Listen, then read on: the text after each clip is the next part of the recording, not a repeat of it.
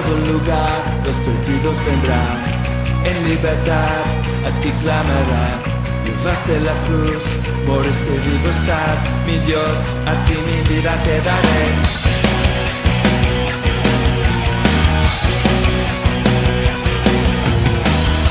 Enviaste Jesús por mi salvación, por la eternidad, en ti tengo perdón. Es que la verdad, y te encontré aquí, mi Dios, a ti mi vida te daré. Jesús, por ti yo viviré, de ti nunca me avergonzaré. Te doy todo lo que soy, toma, tómalo, toma, tómalo, toma, tómalo. Jesús, por ti yo viviré, de ti nunca me avergonzaré. Te doy todo lo que soy, toma, tómalo, toma, tómalo. Jesús, por ti yo viviré, de ti nunca me avergonzaré.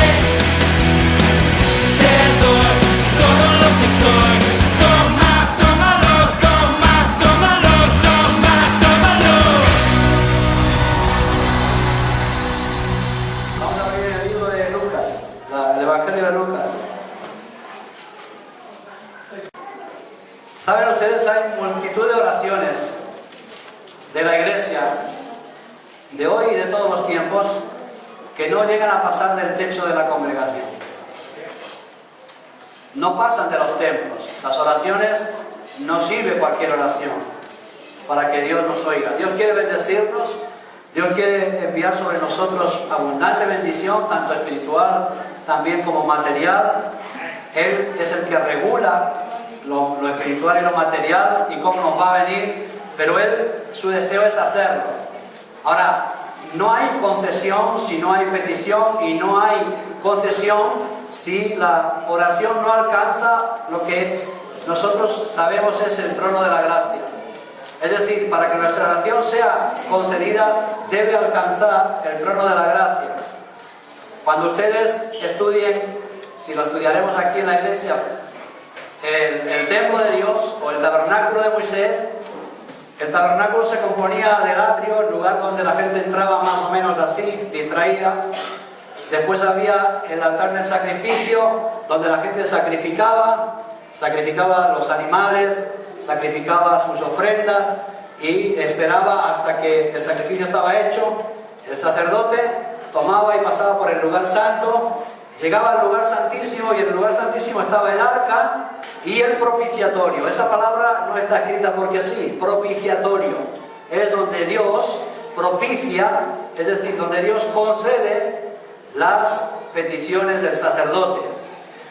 Nosotros tenemos una porción de Dios en nuestras vidas, tenemos un altar, un templo en nosotros, nuestro interior está compuesto de una manera exactamente como el tabernáculo de Dios. Es decir, hay una parte en nosotros que es una parte externa, que es una parte de jiji y jojo, de diversión. Hay una parte en nosotros que es una parte de sacrificio sacrificial, donde nosotros empezamos a hacer un esfuerzo por agradar a Dios. Cuando estamos en el atrio no hacemos nada. Cuando entramos, y dice la Biblia, sacrificad alabanza, haced sacrificios de alabanza. Hoy no necesitamos matar corderos, pero hay un lugar en nosotros que debe ser sacrificada, para que podamos seguir avanzando, para que nuestra oración entre al lugar santísimo, al propiciatorio. Si no llegan al propiciatorio, no son concedidas. Ahora, algunas oraciones son concedidas porque algunas cosas, a veces pedimos cosas tan sencillas como si le pidieras a Dios: Señor, déjame respirar. Está concedido, no hace falta que llegues al propiciatorio, porque ya respirar te se ha concedido en la gracia común. No es necesario hacer nada especial para tener algunas cosas. Que la sangre circule por el cuerpo, no es necesario que vayas al propiciatorio para que Dios te conceda esa oración, porque va a funcionar. Hay cosas que funcionan solas, pero hay cosas especiales que deben de llegar al propiciatorio, al lugar santísimo, para que Dios las oiga. De esto se ocupan también los ángeles, llevan nuestras peticiones delante del Señor, y ellos son los que filtran algunas de ellas. Pero tu oración, cuando es escuchada, va muy alta, va muy arriba. Amén. Amén. Así que dice que en su misericordia nos ha edificado templo, que este cuerpo nos reviste es el que tenemos de carne y hueso. Si alguno es rápido con la Biblia, porque yo quiero predicar en 35 minutos 40, David, 1 de Crónicas 28:2, dice que Dios nos ha edificado cuerpo, un templo, se ha dignado habitar en nosotros. 1 de Crónicas 28:2. Y Él tiene propósito de edificar casa donde reposarán los pies de Dios. David dice, tú te has dignado, me has puesto en mi corazón que yo edifique casa donde reposen tus pies. Es decir, que en la iglesia pueden reposar los pies de Dios. Si nosotros somos templo, como les estaba explicando, el templo nosotros tenemos lo mismo que el templo.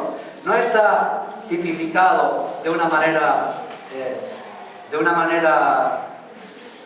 alegórica, sino real. Nosotros somos templo del Espíritu Santo y hay lo mismo, en nuestros corazones hay lo mismo que había en aquel lugar. Por eso podemos ser divertidos o dicharacheros en el atrio, así cuando estamos entre familia.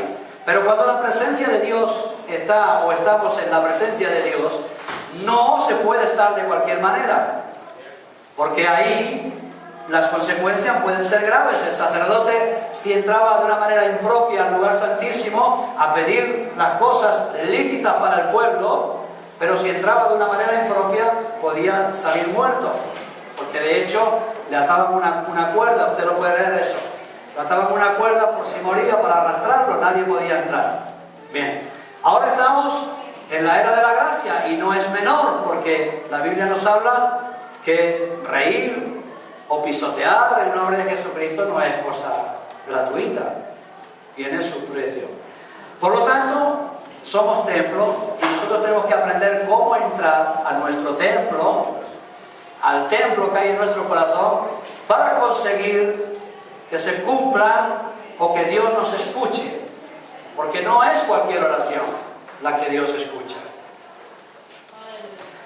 Así que yo en general creo que en la iglesia falta mucho conocimiento, porque yo digo que falta mucho conocimiento por una deducción lógica, porque hay tanta escasez, hay tanta rebelión, hay tanto cristiano sin confianza, sin esperanza, sin fe, sin convicción, que es evidente que falta conocimiento con respecto a las cosas de Dios.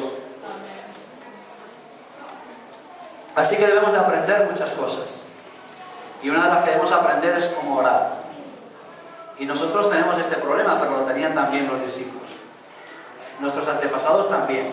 Santiago se lo dice a sus antepasados. Es que no recibimos, oramos y no recibimos. Y Santiago les dice, no recibid porque pedís mal. ¿Cómo que pedimos mal? ¿Cómo hay que pedir? ¿Cómo se pide bien? Nos podíamos preguntar. Pedir es pedir, no se trata de bien. Bueno, lo podemos entender. Si tú vas a pedirle al rey de España, no vas a pedirle igual que a mí. Tienes una audiencia, tienes un filtro, tienes una presencia, tienes una cita y después tienes una petición y te la pueden dar o no. Pues algo parecido, porque las cosas de este mundo tienen mucho que ver con las cosas espirituales, porque lo que aquí hacemos es reflejo de lo espiritual. Por lo tanto, acercarse a la presencia de Dios para recibir algo no es como acercarse a cualquiera. Los discípulos de Jesús también tuvieron problemas con esto. ¿Cómo orar? Así que ahí vemos en Lucas capítulo 11, ahora van al capítulo 11, y vemos cómo los discípulos tenían problemas. Dice Lucas 11, capítulo 11, versículo 1. Johnny, ¿lo tienes ahí? Léelo fuerte, tú que tienes buena voz. Y aconteció que estaba Jesús orando en un lugar, y cuando temió uno de sus discípulos, le dijo: Señor, enséñanos a orar, como también Juan enseñó a sus discípulos. Así que Jesús estaba orando. Y cuando terminó de orar, los discípulos estaban escuchando, pero este hombre ora y nosotros oramos y no recibimos. Él ora y hace grandes señales, hace milagros, hace cosas. Nosotros oramos. Así que uno se dirigió dirigió a él y le dijo: Señor, enséñanos a orar. Pareciera que orar es sencillo, es ponerse ahí y pedir cosas. Pero orar no es pedir cosas. Y le dice: enséñanos a orar. Y entonces Jesús se dispuso a enseñarles a orar.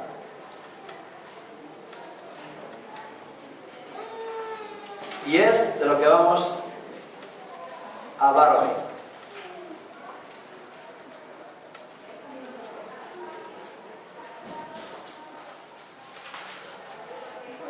Cuando Jesús les quiere enseñar a orar,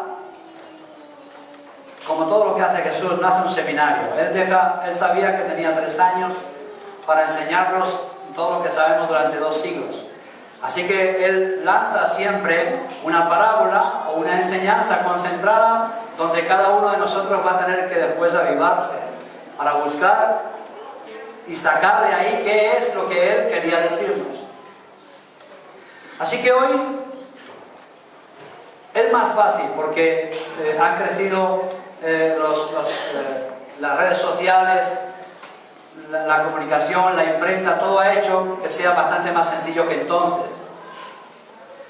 Pero antiguamente enseñar a orar a alguien era complicado, era muy complicado. Imagínense todas las culturas llenas de sucosas, de conceptos, de principios, de valores. Cambiar todo eso en el cristianismo sin papeles, sin internet, sin Facebook, sin imprenta, era una tarea horrible, tremendamente costosa, que les llevó a los apóstoles un trabajo extraordinario.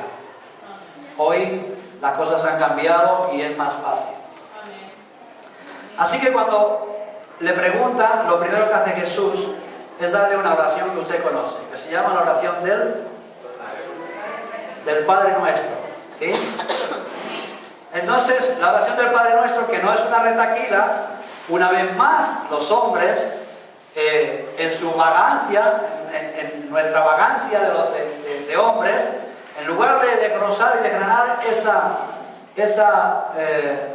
esa oración, la convierten en una retaquila. Padre nuestro que estás en los cielos, santificado sea tu nombre, pecadores, no sé qué, no sé cuánto, ¿no? Padre nuestro completo. Y lo hacen repetir una y otra vez, lo cual pierde el sentido. Lo que Jesús está dando en esa oración es una enseñanza completa para todas las oraciones que nosotros hagamos. No le está diciendo ustedes repitan así. Él le dice ustedes oren así. Pero Él dice oren así. Yo te voy a dar el modelo de oración para que tú aprendas que en todas tus oraciones tienen que haber estos complementos para que puedas recibir. Y el primer complemento que entra en la oración y que no está recitado ahí, por supuesto, es creer. Usted dirá, es obvio que lo primero es creer. Bueno, pues es obvio, pero ¿cuánta gente a la hora de ponerse a orar no está creyendo?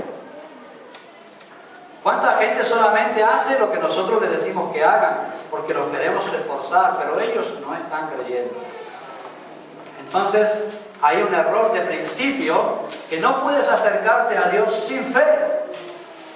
Porque sin fe es imposible, dice la Biblia, agradar a Dios. Y si es imposible agradar a Dios, es imposible que Dios conceda las peticiones de tu corazón. Por lo tanto, el principio número 1, que no está ahí, pero que está reflejado en los apóstoles, enséñanos a orar. Porque ellos creen y quieren aprender a orar. Enséñanos a orar porque queremos recibir. No queremos pasarnos la vida de cristiano siempre ahí atados sin recibir nada. Principio número 1, creer. En el atrio, la gente llega distraída con sus labores, peleados con la mujer, con los hijos, las ovejas que no crecen. Trae la más gorda que era la que mejor le iría para comer en casa, la traen para ofrendarla. En el atrio la gente llega distraída, pero en el altar del sacrificio el sacerdote les hace, escúchenme, vamos a hacer algo que va a repercutir en bendición para vosotros, para el pueblo. Le dice, es necesario que tú pongas fe en el sacrificio. Si no pones fe en el cordero, en el sacrificio, no vas a recibir la bendición. Y es lo primero que tienes que saber. Vamos a orar, hay que hacer un ejercicio de fe, de convicción, un ejercicio de decir, está aquí presente el Señor, nos va a escuchar, nos va a oír y vamos a comenzar a orar porque Él está aquí. Eso significa depositar fe para que tenga sentido. No puedes ni podemos orar sin confiar que alguien nos escucha. Porque entonces nuestra oración no va a alcanzar y no va a salir ni del papel va a traspasar. Por eso muchas cosas no las recibimos porque no las pedimos con fe. Por lo tanto, lo primero que Jesús dice es Padre nuestro. Ninguna oración tiene que salir de tu boca si no va una conciencia absoluta de que Dios es tu Padre. No es Dios, porque Dios tiene los musulmanes, tienen los chinos, todo el mundo tiene Dios. Pero los únicos que pueden atribuirse paternidad de Dios, y esto fue lo que hizo que los judíos mataran a Jesús, los únicos que pueden atribuirse paternidad de Dios somos los cristianos. Padre nuestro, no es Dios, es Padre nuestro. Jesús lo dice, no yo. ¿Por qué? Si no hay una conciencia de que Dios es nuestro Padre y nos puede conceder las cosas, entonces nos estamos dirigiendo a Él de una manera errónea, como siervos, como criaturas, como se dirige un musulmán a Mahoma, o un Hare que tenga, no sé. Nosotros no nos dirigimos a Dios, nos dirigimos a papá. Padre nuestro. Jesús se lo recuerda. En esta oración no es que Jesús le da una retaquila de oración, sino que dice, así tenéis que orar. En todas vuestras oraciones tiene que entrar, si no la palabra, que tiene que entrar, si es posible, la conciencia de que Dios es Padre. Porque es la única manera de que nosotros tengamos confianza de que nos va a dar algo. Porque es Padre. Si no, no hay posible. La segunda condición que dice, Padre nuestro, la segunda, que estás en los cielos.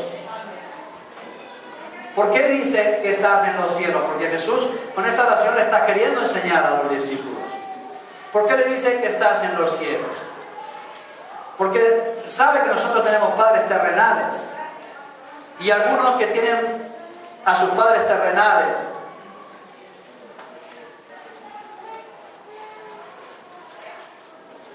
pueden pensar que Dios es como su Padre, pero Dios es Padre, pero no como tu Padre, ni como mi Padre. Dios es un Padre eterno, justo, que está en los cielos. Padre nuestro que estás en los cielos, no en la tierra, estás en los cielos.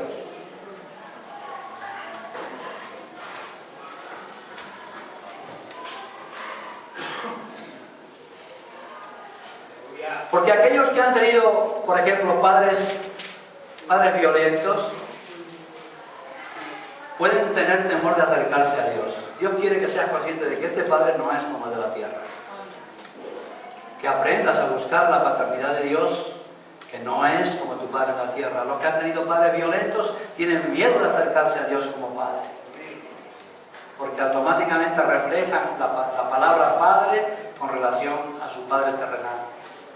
Pero Él no es un Padre natural. No es un Padre que disciplina sin causa, porque viene borracho, porque viene enojado. Dios cuando disciplina siempre por causa, con causa. Porque Dios es justo y es santo y quiere nuestra santidad. Él nunca vuelca su ira de una manera impropia e indebida como lo hacen nuestros padres, como lo hago yo con mis hijos. Cuando mis hijos aprendan a orar, yo les diré, no pienses que Dios Padre es como yo, porque nos supera a cantidades incalculables. Dios es justo. También aquellos que tuvieron padres débiles, por eso dice Jesús que estás en los cielos, porque aquellos que tuvieron padres débiles pueden pensar que Dios también es débil. Aquellos que tratan a su padre como un compañerete, ¿qué pasa, papi? No, ya va, ¿qué pasa? Venga, dame algo para salir esta noche, esta tarde. Pueden pensar que se pueden dirigir a Dios en esa clase de padre. Los que tienen padres que no son capaces o que no pueden o que no se sienten con capacidad para disciplinar a sus hijos pueden pensar eso de Dios. Por eso Jesús dice, Padre nuestro que estás en los cielos. Es un Dios justo, es un Padre justo que va a orar justicia con nosotros. No es cualquier Padre.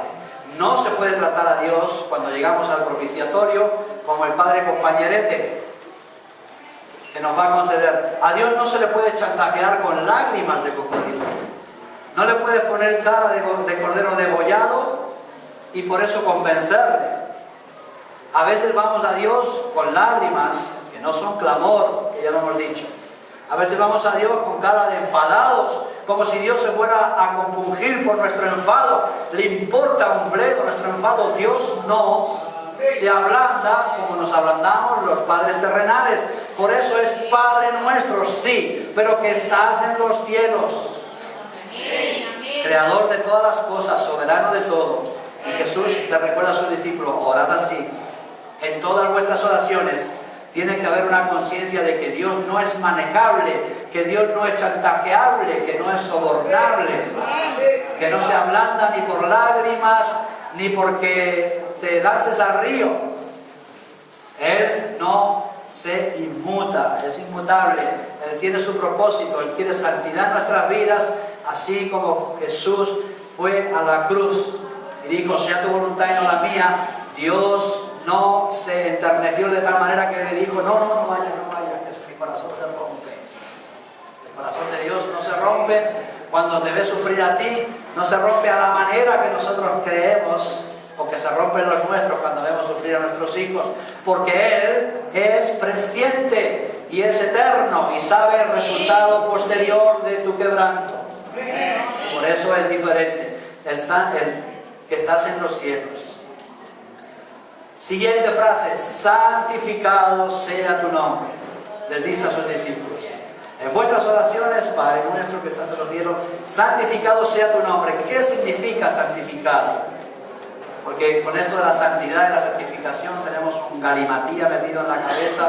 Los evangélicos significa solamente apartado. Apartado sea tu nombre. ¿Qué significa apartado sea tu nombre? Jesús nos está queriendo decir a todos nosotros que en nuestras oraciones no puede meterse a Dios para cualquier cosa. Porque Dios es santificado, apartado de todo lo mundano. Señor, dame algo que no sea para el reino de Dios, ya no lo escucha. Si quieres novio, es lícita la oración. Si es para el reino, porque quieres servir a Dios en el reino. Si es dinero, porque vas a usarla en el reino. Si no, no la escucha. Porque Dios solamente tiene interés en una cosa, que es su reino, su obra. Su obra. No tiene ningún interés en nuestras obras. La reforma de tu casa, Dios te bendice, te arregla y te queda más o menos bien, no importa. Pero su obra es soberana, es eterna. Es lo que no se va a quemar. Las casas se van a quemar y muchas cosas se van a quemar aquí en la tierra, pero la transformación de nuestros corazones, la conversión de nuestras vidas a una vida eterna, eso va a perdurar. Por lo tanto, a Él le interesa santificar su nombre, apartarlo. No metas a Dios para todo, porque no sirve para todo. Porque en otro lugar dice, no tomes el nombre de Dios en vano. No vale para Dios, no es un talismán que se puede llevar en el bolsillo como una pata de cordero. Dios no es un talismán. Ay, llevo aquí a Dios para que me dé suerte. No es un crucifijo que se lleva colgado porque este me da mucha suerte. Así hace la fe. Está bien, la fe es buena, pero el objeto no es válido. Santificado sea tu nombre. Jesús nos enseña que en nuestras oraciones no puede ir cualquier cosa. Su nombre es apartado. Busquemos lo excelente, lo extraordinario, lo que glorifica su nombre. Porque si no, no hay otra manera de recibir. La siguiente cosa. Ya vamos con 3. Padre nuestro que estás en los cielos, santificado sea tu nombre. Venga tu reino. ¿Sabes cuántos cristianos dicen, bueno, oye, a ver si cambia, ya cambiaré cuando me muera? No, cuando me muera no se puede cambiar. No ya cuando estemos en el reino, no, el reino no es un sitio que vamos a ir, el reino es un sitio que va a venir. Venga tu reino. Nos enseña a orar el Señor en esta oración. Leer despacio en casa. Nos enseña a orar, venga tu reino. Pero no es que nosotros vamos a ir, no, tu reino va a venir a nuestras vidas. Cuando Juan el Bautista comienza a predicar y dice, arrepentíos porque el reino de los cielos se ha acercado. O sea que vienen. Y el reino de los cielos vino en Cristo. Cuando Cristo viene, cuando Cristo te redime, tú estás en el reino de los cielos. Y deberíamos vivir, tú y yo, cuando hablo de tú, es que no sé muy bien, cuando hablo de tú, hablo de mí también. Nosotros deberíamos tener conciencia de que el reino de los cielos es la iglesia. Lo que se habla en la iglesia, lo que se predica en la iglesia, lo que nos habla la iglesia que predica la Biblia, claro, es el reino de los cielos. Venga tu reino a mi vida. Y el reino de Dios ya está golpeando en la puerta de cada creyente continuamente en nuestras oraciones. Vamos a sentir su presencia, su reino, su vida, sus deleites. Se puede hacer, porque Él dice que podemos hacerlo. El reino de los cielos ya ha venido. Juan el Bautista en Mateo 3.2, tengo todos los versículos, pero como quiero predicar en 35 o 40 minutos, no me va a dar tiempo para todo. Mateo 3.2, ustedes pueden leer Juan el Bautista, el reino de los cielos se ha acercado. Olvidémonos, hermanos, de que el reino de los cielos es algo a lo que vamos a ir. No vamos a ir, Él va a venir aquí y nos va a pillar aquí, o entras o no entras. Por eso Jesús nos enseña a orar, venga tu reino. Si no hay un deseo en el creyente, en cada oración que hace, de que el reino de Dios se establezca, que se establezca la paz, la concordia, la armonía, hasta que no alcancemos eso, nosotros estamos muy lejos de vivir todo lo que el reino nos ofrece. Pero el reino es algo que está, que hay que entrar en él, pero tenemos que demandarlo de Dios y afinar nuestras vidas de acuerdo a los principios del reino, porque ese reino no permite. El apóstol San Pablo dijo a sus discípulos en una carta, dice, no busque cada uno su propio bien, sino el del otro. Mire, el día que nosotros, cuando hagamos algo, busquemos el bien del otro, ya estamos en el reino. Porque lo normal es que buscamos el nuestro primero, la primera silla, la más cómoda, la mejor ración, el mejor lugar, en lugar de decir, no, para ti es mejor. No para el pastor solo, para los hermanos. Para ti es mejor. A los pastores a veces ya se lo dan. Ahora, el hermano, cuando nosotros hagamos cómoda la vida del hermano, entonces significa que estamos viviendo conforme al reino.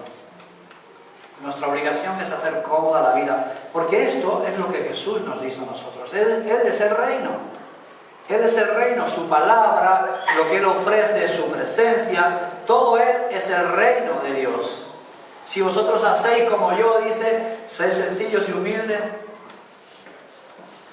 y tendréis descanso para vuestras almas. Si nosotros hacemos como Él, estamos viviendo su reino. Y eso tenemos que demandar a Dios, que se establezca su reino. Y ha de comenzar porque cada uno acepte que nosotros vivimos en el reino de Dios. Y hacer la vida cómoda a los demás. Si nosotros entramos a un lugar donde todo el mundo, usted lo ha visto en algunos lugares que normalmente son negocios, el Corte Inglés, va a comprar una tele y tiene 7 allí para vendértela. Da gusto ir al Corte Inglés a comprar, porque enseguida te ofrecen cosas. No es como el chino que tienes que ir buscando por ahí. ¿Dónde encuentra la ferretería? ¿Dónde encuentra? Entonces te ofrecen las cosas, eso es amabilidad. Si nosotros entráramos en una iglesia donde el otro buscara el bien del otro y no el mío, es que ¿a dónde quiere usted vivir mejor que eso? Si una pareja buscara el bien del otro en vez del suyo, sería al cielo. Porque al buscar el nuestro nos volvemos egocéntricos, no sabemos perder nuestras vidas. No sabemos perder, no queremos perder nada. En el reino de los cielos es tan loco que el que pierde gana. En el reino de las tinieblas, el que gana, gana. Y por eso quieren ser el número 1 final, Ronaldo y Messi. El balón de oro para mí. Ninguno dice, voy a ver si te dejo meter más goles para que tú... ¿Por qué? Nosotros vivimos en un reino competitivo, pero el reino de los cielos no es competitivo. El reino de los cielos llegamos, cada uno donde llegamos, de acuerdo a nuestra confianza en el Señor, y ahí vivimos queriendo cada uno el bien del otro. Ahora, esto no es que está escrito, es que Jesús lo hizo lavándole los pies a sus discípulos. Venían todos cansados y Él dijo, voy a lavar los pies. Es un reino de locos, por eso no somos capaces de vivir en el reino de los cielos. Pero ese reino ha de venir a nosotros, un reino donde cada uno podemos servir a los demás sin mirar el egoísmo. Hay fatiga, pues te la comes y no la comemos, todos la comemos. Porque yo también, les predico para mí también, ¿eh? Después me doy la vuelta y me escucho. La predicamos para todos. ¿Tenemos fatiga? Pues aprendamos a comernos la fatiga y buscar nuestro refuerzo en Dios. Porque en el reino de los cielos, nuestra energía vital no viene de los hombres, viene de Dios. Si alcanzamos el lugar, el propiciatorio, en ese lugar hay tanta fuerza de Dios que sale uno que se come el mundo y se renueva. Por lo tanto, otra cosa más, venga tu reino. No esperes a ir al reino, no esperes a morirte. Te equivocas y nos equivocamos, y además les digo con toda franqueza, es un engaño absoluto pensar que si no cambias aquí vas a cambiar algo allí. Es imposible. Es aquí donde se cambia, es aquí donde se va a establecer su reino, y es aquí donde se va a producir la redención total y absoluta de los hijos de Dios. Es aquí, en la tierra, en el aire o en el suelo, pero aquí en la tierra. Deseemos con todo corazón que se establezca su reino en la iglesia. Cuando alcanzamos un poquito del reino de Dios, usted sabe que es feliz. Mire, cuando alguien se enamora de la chica o del chico por primera vez, eso es muy parecido, pero ni se le aproxima al reino de Dios. Esa alegría, esa liberación, ese gozo, esa cosa especial que se crea en nuestros corazones cuando vemos algo que nos entusiasma excelentemente, eso es lo más parecido que los hombres pueden tener si no entran en el Espíritu. Pero ni se le aproxima a lo que es en realidad el reino de Dios. Por lo tanto, hagamos que el reino se establezca. ¿Qué viene después? Venga tu reino, ¿qué más? Hágase tu voluntad. El reino de los cielos se ha acercado, Mateo 3:2, así es como Jesús comienza su ministerio, pues ese es el rey. Nuestras oraciones deben incluir este deseo. Pues es verdad que estamos muy lejos de hacer la voluntad de Dios. La voluntad perfecta de Dios. Es decir, nada, absolutamente nada que hacemos o que hagamos, bueno o malo, se escapa de la presciencia de Dios y por lo tanto del consentimiento de Dios. Lo que Satanás hace está consentido por Dios. Lean ustedes el libro de Job y ahí lo averiguan. Es decir, todo está bajo la absoluta y soberana voluntad de Dios. Pero en Dios hay la voluntad permisiva, la que Dios permite a Satanás, y la voluntad gloriosa. Aquí se está refiriendo, hágase tu voluntad gloriosa aquí en la tierra como se hace en los cielos. Porque en los cielos ningún astro está libre. Ninguna galaxia está libre, están todas sujetas a la voluntad de Dios. Pero aquí en la tierra sí que es verdad que todavía los hombres no estamos. Si dejan al niño y no se te distraen ustedes, no pasa nada. El niño puede pasar por aquí, no pasa nada. Pero no se tienen que distraer ustedes. Pero su voluntad perfecta no se hace. Por eso Pablo dice, no busquéis vuestro propio bien, sino el del otro. Porque necesitamos que la voluntad de Dios y que las oraciones de Dios que hacemos a Dios lleven incluida que se haga su voluntad. Jesús se presenta ante la cruz en Getsemaní, ora toda la noche y le dice 3 veces, Padre, si es posible, pasa de mí esta copa. Y sigue orando. Como no estaba muy seguro, dice, Padre, si es posible, pasa de mí esta copa. 2 veces. La tercera, Padre, si es posible, pasa de mí esta copa. 3 veces. Porque Jesús también tiene su propia voluntad. Y podía haber dicho, mira, papá, yo tengo mi voluntad, este sacrificio es muy grande y yo no lo hago. Cuando Dios te llama a un ministerio o a un trabajo, puedes decir, papá, este ministerio es muy gordo, yo no lo hago. Y Dios dirá, bueno, si no quieres. Pero no puedes decir que estás orando de acuerdo a su voluntad. Después no pidamos otra cosa.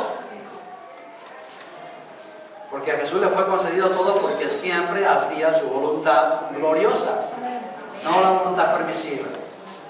Los discípulos le entregaron bajo la voluntad de Dios, le entregaron, no, le dejaron, la abandonaron bajo la voluntad de Dios, pero no era la voluntad gloriosa, era la voluntad permisiva por la cobardía, pero no la gloriosa. Entonces Jesús entendió que la voluntad de Dios era que muriera en la cruz y Él agarró y dijo, no se haga mi voluntad sino la tuya. Por eso incluye esto en su oración. Vosotros oraréis así, le dice al principio, hágase tu voluntad. Qué difícil, qué fácil y diferente sería si nosotros cuando le pedimos a Dios, Señor, yo quiero un trabajo, y Dios te dice, bien, te voy a poner un caso extremo, es muy típico esto, porque tampoco sabemos qué poner, aquí tenemos tantos problemas con la economía, que si ponemos esto lo vamos a entender. El primer sueldo me lo entregas, y el día que lo cobras, ya tu voluntad se perdió con la de Dios. Pero automático. Y entonces a veces uno tiene que orar, Señor, que es el pan de la casa. Y Dios te va a decir, entrégalo. Y esto te lo digo con el dinero como te lo digo con tu casa, tu hogar, tu negocio, cuando Dios te llame para la obra. Dios te dice, ve a servir. Pero mira el dinero que ganamos. Tú decidirás si haces tu voluntad o la de Dios. Dios te dice que ponga las ofrendas aquí, no es porque el pastor la pide, es porque Dios quiere que nosotros nos desprendamos de un espíritu que se llama avaricia. Avaricia, que es idolatría, dice la Biblia. Que es idolatría.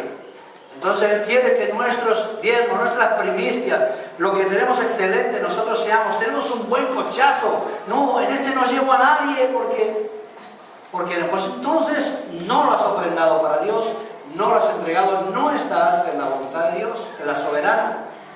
Cuando tú tienes algo, está y te has rendido a Dios, todo eso está rendido contigo a Dios. Y su voluntad se hará y tú deberás obedecerla. Y yo, hablo de yo también, y yo debo obedecerla cuando Dios te pide algo. Porque hay veces que se lo lleva sin pedir permiso. Porque Dios no es un Padre como de la tierra. Dios es un Padre que está en los cielos y es justo. Quiere el bien tuyo, el bien mío, y te va a quitar algunas cosas que no le entregamos. Y de hecho, todo aquello que Dios te pida y que no entregues, es muy posible que lo pierdas sin haber tenido el honor de rendirlo al Señor. Por eso Jesús dice, el que gana su vida la perderá, el que pierde su vida por causa de mí la ganará. Hay gente que no quiere entregar su vida al Evangelio y bien, no la entrega, porque Dios se respeta nuestra libertad, pero casi seguro que el que no la entrega a Cristo la pierde fuera.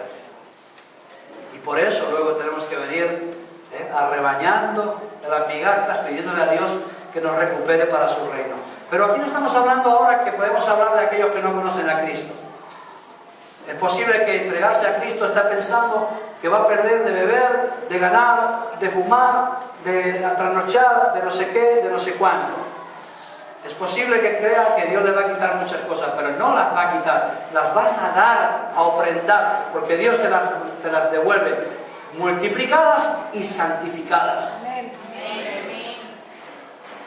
¿Tienes un matrimonio? ¿Quieres un matrimonio? Entrégaselo a Dios porque Él te lo va a devolver santificado. Si no, tendrás un matrimonio terrenal, con problemas terrenales, y a ver dónde se curan los males de los matrimonios aquí en la tierra. Pero los matrimonios que están en Dios tienen su sanidad en Dios. Entonces, entreguemos nuestras cosas. Hágase tu voluntad aquí en la tierra como se hace en los cielos. El pan nuestro de cada día. Esta es la mitad para abajo de la oración. Es decir, si tú oras una hora, 30 minutos y un poco más tienen que ser para reconocer la gloria de Dios. Amén. Antes de que nuestra boca se abra para pedir algo. Y empezamos orando pidiendo. Jesús nos quiere enseñar cómo debemos de orar, ¿no? Les recuerdo que es Señor, enséñanos a orar. Y Jesús les dice esto. Fíjense todo lo que hemos recorrido, todavía no hay una petición personal. Dice, vosotros oraréis así, Padre nuestro que estás en los cielos, santificado sea tu nombre, venga tu reino, hágase tu voluntad, aquí en la tierra como en los cielos. Recién ahí, a la media hora de orar, si vas a orar una hora, si vas a orar 4, 2 serían para eso y 2 para pedir. Si vas a orar 8, 4 para eso y 4 para pedir. Porque más o menos está en la mitad. Ahora, ¿cómo empezamos nuestras oraciones? Padre, danos, Padre, bendícenos, Padre. Nosotros tenemos que empezar a tomar conciencia primero de que Dios existe, segundo de que Dios es mi papá. Papá, qué bien estoy contigo. Quiero darte las gracias, quiero glorificarte, acción de gracia, como se entraba por los atrios con acción de gracia. Quiero sacrificar mi vida a ti, quiero ofrecerte lo mejor, quiero glorificar tu nombre, quiero reconocer tu señorío. Y después de 2 horas de eso, nos vamos a decir el pan nuestro de cada día. Dámelo hoy. Ahora, si esta oración es una retaquila, como se ha puesto ya en la iglesia, entonces el pan nuestro, bueno, cuando da el mendrugo, listo. No, el pan nuestro no significa solamente la comida, significa todo lo que nosotros necesitamos para la subsistencia diaria. Por eso Jesús lo reduce al pan nuestro, porque es lo más vital del alimento de cada día. Pero también necesitas un vehículo, también necesitas una casa, también necesitas ropa, vestimenta, calzado, conforme a la época donde vivimos. No pidamos ahora chalet, pidamos una casa decente, ordenada, pero no pidamos... Hola, ¿se fundió? ¿Se fue la luz? Bueno, se oye igual, ¿no? Entonces, Dios sabe que tenemos necesidad de todo. No hace falta, ahora dice, pan nuestro de cada día, que no sabe Dios que tenemos que comer, claro que sabe. Pero sabe una cosa, a Dios, y en esto sí es un poquito como los padres terrenales, a Dios le gusta que además de saber que tú necesitas algo, se lo pidas. Amén. Tú imagínate que tu niño, una cosa que no es muy común, papá, cómprame los libros para el cole. ¿Será que el padre no sabe que tiene que comprarle los libros para el cole? Papá, cómprame unos zapatos. ¿Será que el padre no sabe que tiene que comprarle zapatos a un niño? Sí que lo sabe, ¿no? Dios sabe que tú necesitas el pan, el alimento y el sustento, pero Jesús nos está enseñando a orar. Primero pongamos la excelencia de nuestro Padre. Él es posible, Él puede hacer todo, porque es un Padre que está en los cielos, no en la tierra, no es inútil, no tiene falta de recursos, no es como nosotros, es un Padre que está en los cielos. Por eso Él dice, el pan nuestro de cada día, dánoslo hoy. El pan nuestro, el coche que necesito, de acuerdo a las proporciones de los tiempos, la casa que necesito, la ropa que necesito, sin olvidarte que eso es todo para la gloria de Él, porque si el papá te hace que estudies los libros es para que los cuides, para que reconozcas a tu papá como el que te ha proporcionado los libros. Porque algunos niños tienen PlayStation y se olvidan que es su papá el que se la ha puesto ahí. Y cuando tienen que hablar con su papá, hablan como si fuera cualquier cosa. Entonces, con Dios nos pasa lo mismo. Dios nos ha concedido cuántas cosas ya. Claro, no tengo lo que yo quiero. Todo lo que yo quiero no tengo. Pero voy a ser desagradecido con lo que ya me ha dado. ¿Cuántas cosas Dios me ha dado? Salud en la familia, recursos, medios, vida, porque estaba muerta. Me ha dado lengua, porque estaba rota, así, cortada, antes de convertirme. Me ha dado bendiciones sobreabundantes. Me voy a acordar solamente de lo que no me da y no de lo que me ha dado. Recordemos como hijos buenos lo que Dios nos ha dado.